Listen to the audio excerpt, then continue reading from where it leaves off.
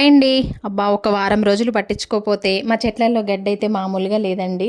ఇంక అదంతా క్లీన్ చేసి ఇంక నేను ఫ్రెష్ అయిపోయి పూజ చేసుకునేసరికి చాలా టైం అయిపోయింది. టిఫిన్ కూడా చేయలేదు. పిల్లల్ని ఏమన్నా టిఫిన్ చేయాలంటే ఇంక ఇప్పుడేం టిఫిన్ చేస్తావులే మమ్మీ స్పైసీగా ఏమైనా చేయన్నారు.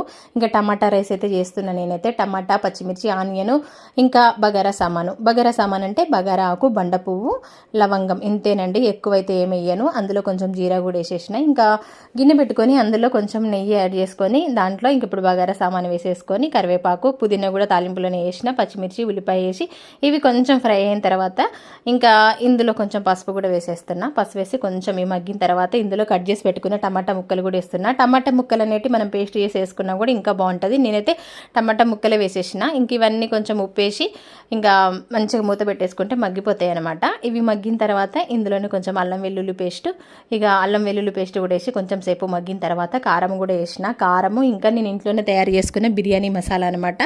మంచి ఫ్లేవర్ ఉంటుంది, మంచి టేస్ట్ కూడా ఉంటుంది బిర్యానీ మసాలా. ఇది కూడా వేసేసి కలుపుకొని మంచిగా ఇదంతా మగ్గిన తర్వాత ఇంకా ఇందులో 2 గ్లాసుల బియ్యానికి 4 గ్లాసుల వాటర్ అయితే పోసుకొని మూత పెట్టుకున్న. మంచిగా ఎసరు వచ్చిన తర్వాత కడిగి పెట్టుకున్న బియ్యం అయితే వేసేసిన. మంచిగా కలిపి మూత పెట్టేసిన, సిమ్లో పెట్టిన, చక్కగా ఉడికిపోయింది. ఇంకా వేడివేడిగా టమాటా రైస్ స్పైసీగా రెడీ అయిపోయింది అనమాట. లాస్ట్లో కొంచెం కొత్తిమీర వేసుకొని ఇంకా దించేసుకోవడమే అనమాట. సూపర్గా ఉంటుంది టేస్ట్ కూడా. ఇంకా దీనికి కాంబినేషన్గా అయితే పెరుగు రైతా అయితే చేసిన అనమాట. ఇదనమాట సంగతి. వీడియో నచ్చితే లైక్ చేయండి అబ్బా. బాయ్ మరి.